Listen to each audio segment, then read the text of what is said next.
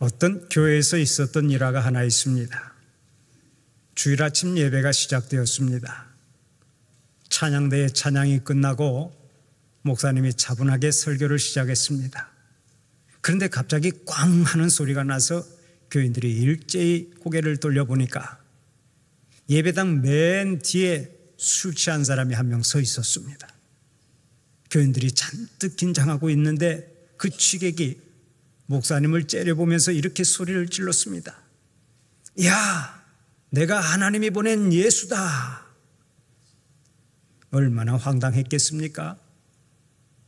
그런데 그때 눈치 빠른 음향 담당 집사님이 방송실에서 마이크에다 대고 이렇게 소리를 쳤습니다. 야, 이놈아, 내가 언제 너를 보냈느냐? 나는 결코 너를 보낸 적이 없노라. 에코가 들어간 목소리가 예배당을 크게 울리자 그 취객이 깜짝 놀라서 즉각 주랭랑을 쳤다는 얘기가 있습니다. 지금 방송실에서 봉사하는 우리 집사님은 잘 참고하시기 바랍니다. 술에 취하면 술 취함의 열매가 맺힙니다. 술에 취해서 정신이 좋아지거나 술에 취해서 일이 잘 되는 경우가 없습니다. 술에 취하면 반드시 실수하게 되고 반드시 타락하게 되고 반드시 일을 그르치게 되는 것입니다. 술에 취하면 개인이나 국가나 모두 다 망하게 되어 있습니다. 우리나라 40대 사망률이 세계 1위인데 건강한 남자들의 사망 원인을 살펴보면 그 원인이 바로 술입니다. 술은 모든 사고의 주 원인이 됩니다. 교통사고 특례범 64.5%가 술이 원인입니다. 오늘 또 뉴스를 보니까 우리나라가 음주운전 때문에 이틀에 한 명꼴로 사람이 죽는다는 것입니다. 얼마나 비극입니까? 또 폭력범의 62.9%가 술이 원인이고 살인범의 63.2%가 술이 원인입니다. 술에 취하면 모든 것이 비틀거리게 되어 있습니다. 사람의 인격이 비틀거리고 건강이 비틀거리고 가정이 비틀거리고 기업도 비틀거립니다. 모두가 위험한 것입니다. 애주가들은 술이 백약의 으뜸이란 말하고 장수의 비결이 반주라고 하면서 술을 찬양하지만 술의 해독성은 누구도 부인할 수가 없습니다. 술의 해독성을 몇 가지만 살펴본다면 다음과 같습니다. 첫째, 술은 신체에 해롭습니다. 미국 예일대학 알코올 연구소 보겐 박사에 의하면 술은 정력을 감퇴시키고 피로하게 만들고 뇌신경의 판단력을 둔화시킨다고 합니다. 술은 뇌를 호두처럼 쪼그라들게 하는 작용을 하는 것입니다. 둘째로 정신력을 타락시킵니다. 술 취하면 분별력이 없어집니다. 그래서 술에 취해 살게 되면 일을 그르치고 실패하고 망조가 드는 것입니다. 인간의 역사를 보면 중국의 재벌 석숭은 술 때문에 망했고 신라의 헌강왕은 적병과 싸우던 중 주연을 베풀던 포석정에서 패망하고 말았습니다. 일본의 장수도 진주 족성로에서 술에 취해 있다가 기생 논개에 의해 죽임을 당했고 문학가로 엄청난 가능성을 지녔던 중국의 시인 이태백은 술 취한 상태에서 물에 빠진 달을 잡으러 연못으로 뛰어들었다가 지금까지 안 나오고 있다는 얘기가 있습니다.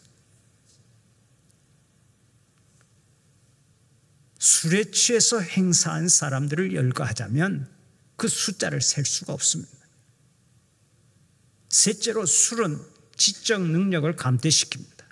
미국에서 1864년에 태어난 아이들은 학교 성적이 아주 나빴다고 합니다.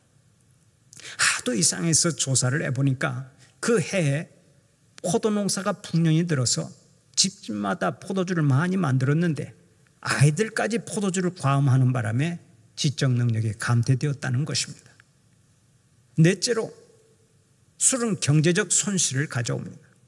우리나라는 연간 술 소비량이 16조 6천억 원으로 세계 1위입니다. 그 결과 술로 인한 직간접적 의료비와 사고로 인한 생산적 손실 비용은 국민 총생산 4.4%에 달합니다. 특히 대학가에는 서점보다 술집이 더 성행하고 있다. 그렇습니다. 학생들이 소비하는 술값은 책값의 300배나 된다고 합니다. 다섯째, 가정불화의 원인이 됩니다. 술 때문에 부부싸움과 자녀 폭행 등등 가정 파탄이 빈번하게 일어나죠. 성경에서 최초로 술 취한 사람이 노아였는데 그로 인해 그는 아들의 범죄를 유발했습니다. 또 롯은 술에 취한 채 자기 딸들과 근친상간을 저지르고 말았습니다. 노아나 롯은 하나님께 의롭다고 인정받은 자들이었지만 술 때문에 죄를 짓고 하나님의 영광을 가리게 된 것입니다. 여섯째, 술은 사회악을 조장해서 망국의 원인이 됩니다. 옛날 이적이라고 하는 사람이 술을 빚어 하우라고 하는 임금에게 바쳤을 때 하우 임금은 술을 맛보고서 그것을 망국주라고 말했습니다. 실제로 로마 제국이 붕괴한 것은 음주 문화가 큰 원인이라고 말하죠. 술이 원수입니다. 그래서 어떤 사람이 술의 정체를 이렇게 서술해 놓았습니다. 한번 들어보십시오. 나는 얼굴이 없는 역사상 최대 흉악범 중에 흉악범입니다. 나는 역사적으로 한 번도 체포된 적이 없습니다. 나는 건강한 사람을 환자로 만들 수 있습니다. 나는 멀쩡한 사람을 야수로 만들 수 있습니다. 나는 지혜로운 사람을 우매자로 만들 수 있습니다. 나는 돈이 많은 사람을 거지로 만들 수 있습니다. 나는 장래가 촉망되는 젊은이를 당장 파멸시킬 수 있습니다. 나는 행복에 넘치는 가정을 불행하게 만들 수 있습니다. 나는 사람을 난폭하게 만들 수 있습니다. 나는 돼지같이 더럽게도 할 수 있습니다. 나는 원숭이처럼 춤을 추고 노래를 부르게 할 수도 있습니다. 나는 모든 사람을 죽일 수도 있습니다. 여러분, 나는 술입니다. 술은 멀쩡한 사람을 야수로 만듭니다. 지혜로운 사람을 우매자로 만듭니다. 사람을 더럽게 만들고 사람을 추하게 만들고 사람을 파멸시킬 수 있습니다. 그렇다면 술의 해독성은 아무리 강조해도 지나치지 않는 것입니다. 술은 우리를 망하게 하는 사탄의 도구인 줄 알고 사시기를 바랍니다. 그래서 오늘의 본문을 보면 주님께서 사도 바울을 통해 이렇게 말씀하십니다. 술 취하지 말라, 이는 방탕한 것이니, 술 취하지 말라, 이는 방탕한 것이니 오직 성령으로 충만함을 받으라. 술에 취하지 말라고 했습니다. 술에 취하지 말고 오직 성령으로 충만함을 받으라고 말씀하십니다. 이 말씀은 에베소 교인들에게 주신 것인데 그 당시에 교인들에게 이 말씀을 주신 문화적 배경이 있습니다. 그 당시 에베소 사람들은 술과 황홀경의 신인 디오니소스를 섬겼습니다. 그들은 술과 황홀경의 신인 디오니소스와 교제하기 위해서 날마다 술에 취해서 살아야 했습니다. 이런 문화적 배경에서 사도 바울은 그리스도인들에게 술 취하지 말고 오직 성령으로 충만함을 받으라고 강조했던 것입니다. 이미 말씀드린 대로 사람이 술에 취하면 술기운의 지배를 받습니다. 술에 취하면 자기 이성이나 판단대로 살지 못하고 술기운의 통제를 받습니다. 그런데 성령에 취해도 마찬가지입니다. 우리가 성령으로 충만함을 받으면 우리는 성령의 지배와 성령의 다스림을 받게 됩니다. 성령으로 충만해지면 성령의 영향 아래 놓이기 때문에 성령이 우리의 인격을 주장하시고 우리는 그분의 지휘대로 통제받고 행동하게 되는 것입니다. 그래서 신학자 모을 감독은 이렇게 호소했습니다. 여러분 자신의 속사람과 여러분 자신의 모든 의지와 영혼을 거룩한 환경에 있게 하십시오. 거룩하신 성령님께서 여러분 자신을 마치 물이 스펀지를 적시듯이 완전히 진압하도록 여러분은 자신을 내어 주십시오. 우리 인간의 내면은 두 개의 자아가 팽팽하게 맞서서 대결하며 늘 갈등을 일으킵니다. 성경에서는 이것을 가리켜 육신의 소욕과 성령의 소욕이라고 말합니다. 육신의 소욕과 성령의 소욕이 있는데 어느 것에 지배를 받느냐가 우리 인생의 성공과 실패를 결정짓는다고 강조합니다. 그렇습니다. 우리의 마음이 육신의 소욕의 지배를 받으면 생각과 판단이 저속해져서 죄를 짓게 됩니다. 그러나 우리의 마음이 성령의 소욕의 지배를 받으면 선한 것을 추구하고 하나님을 기쁘시게 하는 높은 생각을 품게 됩니다. 바로 이것 때문에 성령의 충만함을 받으라고 말씀하는 것입니다.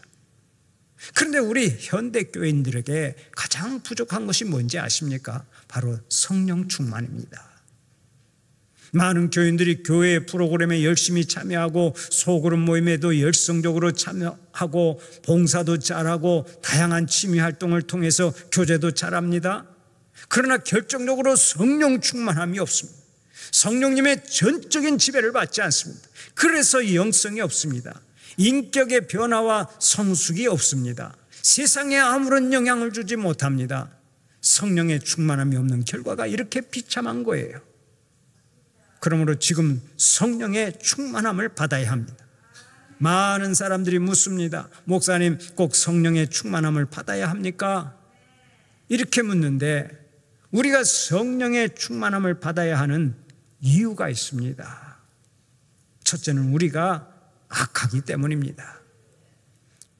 주님의 은혜로 죄사함 받고 구원을 얻었지만 죄가 영영 우리를 떠난 것이 아닙니다.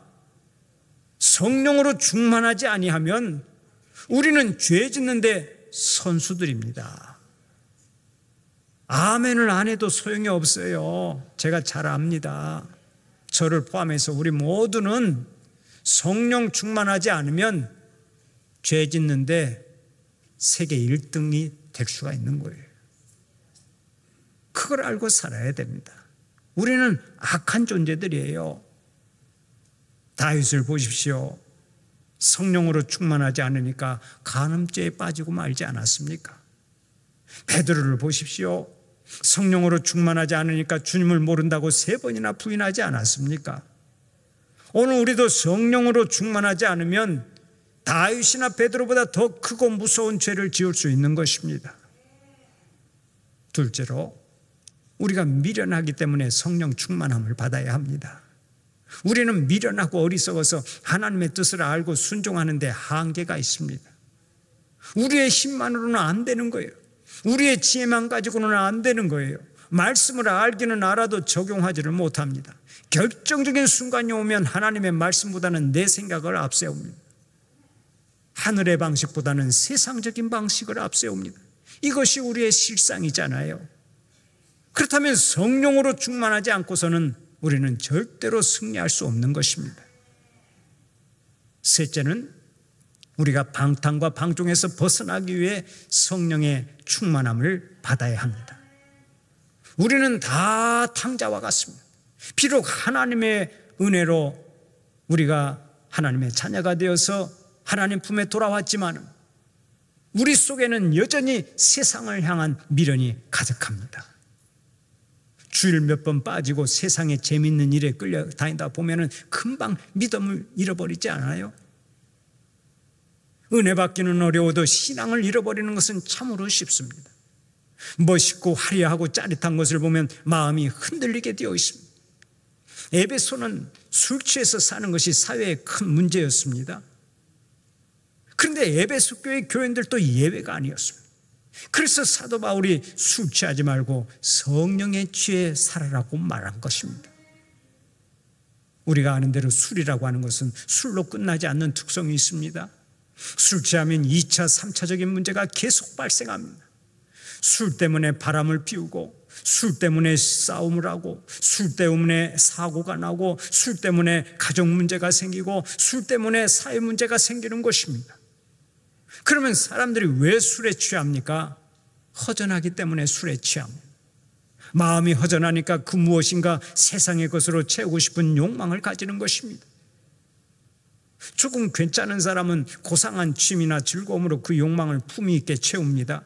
그러나 대개의 경우는 방탕과 방종으로 채웁니다. 성자 어거스틴이 성령으로 충만하기 전까지 그랬잖아요. 술에 취하고 여자에 취해 살다가 10대의 나이에 사생아를 낳을 정도로 방탕한 삶을 살았습니다. 다행히 그는 회개하고 돌아와 성령 충만해서 훗날 성자의 반열에 올랐습니다마는 우리의 영혼이 성령으로 충만하기 전까지는 늘 허전하고 목마른 것입니다. 그래서 성령의 충만함을 받아야 한다고 말씀하는 거예요. 넷째는 성령으로 충만할 때 성령의 은사를 받고 열매를 거두기 때문입니다. 우리가 아는 대로 성령의 은사에는 신유의 은사, 방언의 은사, 예언의 은사, 믿음의 은사, 능력 행함의 은사들이 있습니다. 섬기는 은사도 있고 권면의 은사도 있고 구제의 은사도 있고 긍휼히 여기는 은사도 있습니다. 성령님이 선물로 주시는 이러한 은사가 얼마나 아름답습니까? 또 성령의 열매 역시 성령 충만한 자가 거둡니다. 성령으로 충만하면 성령의 9가지 열매가 맺히는데 그 열매가 어떤 것입니까? 사랑과 희락과 화평과 오래 참음과 자비와 양선과 충성과 온유와 절제가 성령의 9가지 열매입니다. 사랑하는 우리 성도들은 언제나 성령 충만을 사모하는 은혜가 있기를 바랍니다. 성령으로 충만한 삶을 살아가시기를 축원합니다. 그러면 어떻게 해야 성령으로 충만함을 받습니까? 첫째로 성령님이 싫어하시는 것을 하지 말아야 합니다. 성령님은 우리 속에 계신 하나님이십니다. 우리 속에 계신 인격적인 분입니다. 그러므로 성령의 충만함을 소원한다면 내 안에 계시는 성령님의 소원대로 살아야 합니다. 성령 충만은 기술이 아니라 인격입니다. 성령님이 좋아하는 생활을 하면 저절로 성령으로 충만해지고 성령님이 싫어하는 생활을 즐겨하면 성령님은 우리 속에서 근심하며 탄식하시는 것입니다. 그러므로 육체의 일, 곧 음행과 더러운 것과 호색과 우상숭배와 술수와 원수 맺는 것과 분쟁과 시기와 분냄과 술취함과 방탕함 같은 것들을 버려야 합니다. 성령님은 이런 것들을 절대적으로 싫어하십니다. 여러분, 그러면 악령은 언제 역사합니까? 악령이 좋아하는 것을 할 때 악령이 역사합니다. 우상을 섬기고 육신의 정욕을 추구하고 우리 속에 더럽고 추한 욕망을 채우려 할 때 악한 영이 역사하게 되는 거예요. 그렇다면 지금 육체적으로 달콤하다 할지라도 그것이 악령이 좋아하는 것이라면 즉각 그것을 버려야 되겠죠. 사랑하는 우리 성도들은 날마다 악령이 좋아하는 것은 버리고 오직 성령님이 좋아하시는 것만 좋아해서 성령 충만의 은혜가 있기를 간절히 바랍니다. 두 번째로 말씀을 사랑하고 기도해야 합니다. 말씀을 사랑하고 기도해야 돼요. 말씀을 들으면 마음에 찔림을 받거나 감동을 받습니다.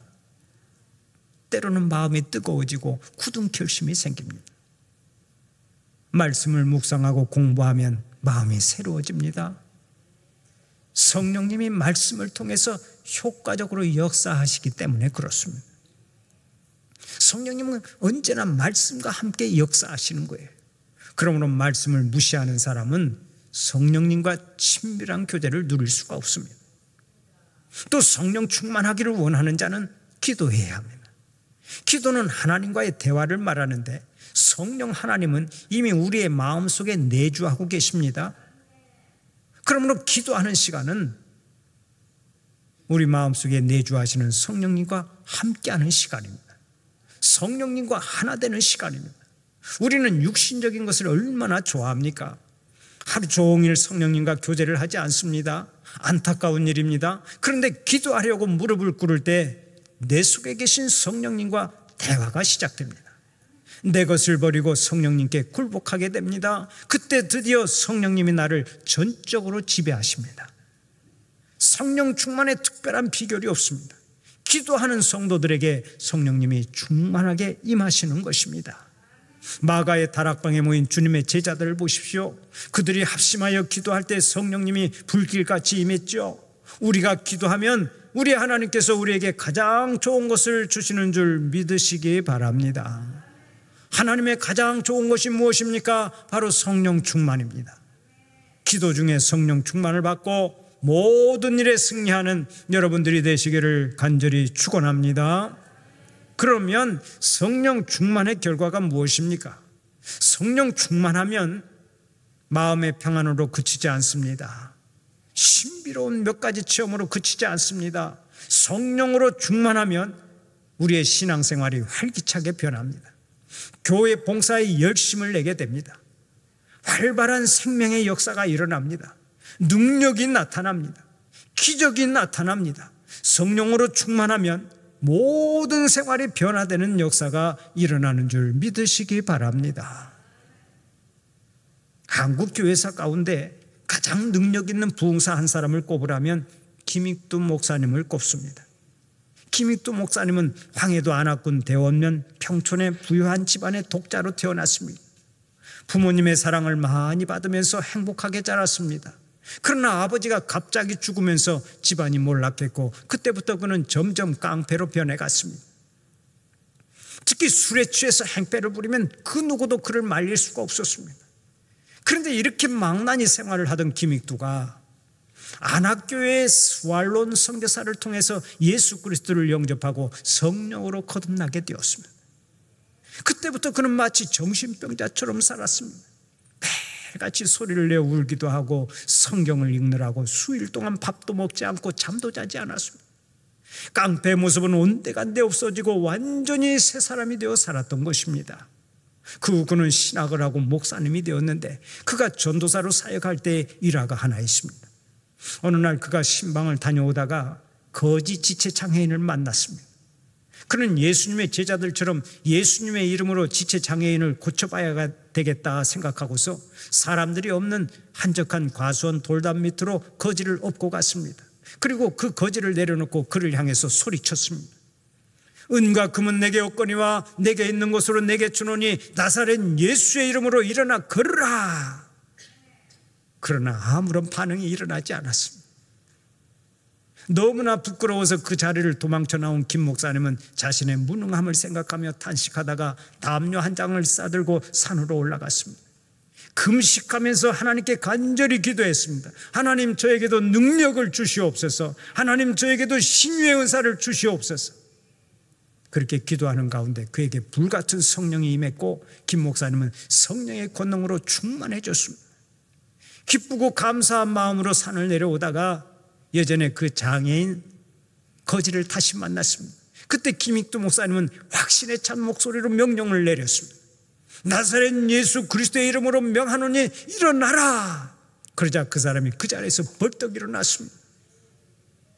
이것이 김익두 목사님이 경험한 첫 번째 기적이었고 그 후 김 목사님은 2만여 명이나 되는 난침병 환자들을 안수 기도해서 고쳐주었다는 일화가 있습니다. 그뿐 아닙니다. 그는 평생 280여 개의 교회를 개척했고 200여 명의 신학생들을 공부시켰습니다. 그러다가 6.25 전쟁 때 공산당에 맞서 복음을 전하다가 순교의 제물이 되었고 오늘날까지 한국 교회사에 가장 영향력 있는 부흥 목사로 우뚝 서 있는 것입니다. 다이아몬드와 수채 결정체가 처음에는 똑같습니다. 그러나 어떤 것은 다이아몬드가 되고 어떤 것은 수치됩니다. 우리 인간도 마찬가지입니다. 우리의 모습이 똑같지만은 성령님 안에서 살면 다이아몬드와 같은 인생이 되고 성령님 밖에서 살면 우리는 숲과 같이 천한 인생이 되는 것입니다. 성령님이 우리를 통치하시기만 하면 우리의 가치가 달라진다는 말씀입니다. 사랑하는 우리 성도들이 이 복을 누리시기를 바랍니다. 항상 성령 충만한 은혜가 차고 넘쳐나시기를 간절히 축원합니다.